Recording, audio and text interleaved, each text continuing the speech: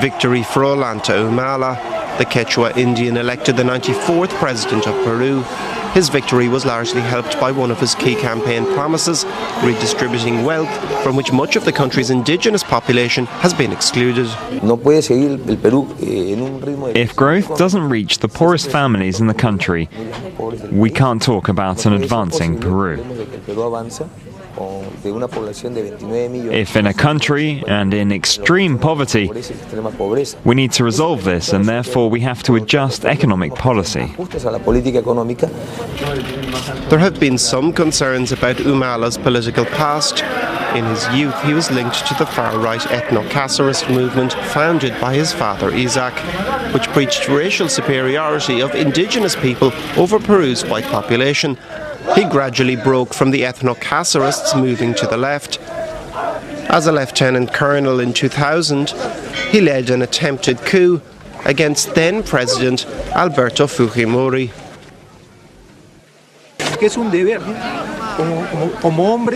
It's a duty as a man, as a Peruvian, and as a member of the army to confront this power.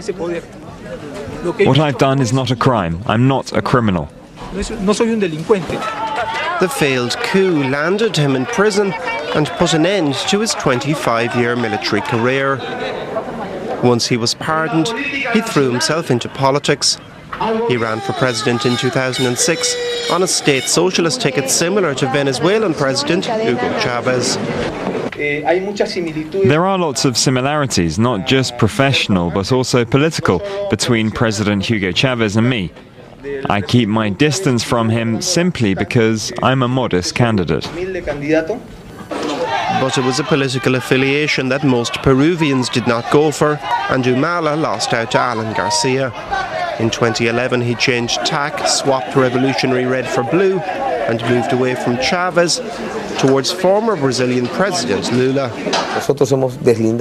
We've sharply and publicly diverged from the Venezuelan government and have indicated its system of governance is not applicable in Peru. We're not going to apply it. A declaration that won over a majority of voters but not international markets. The day after his election, Lima's stock exchange dived sharply. Now, as expected, Dominic Strauss-Kahn has pleaded not guilty to charges he sexually assaulted and attempted to rape a hotel maid. The former IMF head's next date in court in New York is July the 18th. In the meantime, his legal team will be busy preparing his defence. They're expected to concentrate on undermining the alleged victim's credibility. Meanwhile, the US media have been looking into Strauss-Kahn's credentials.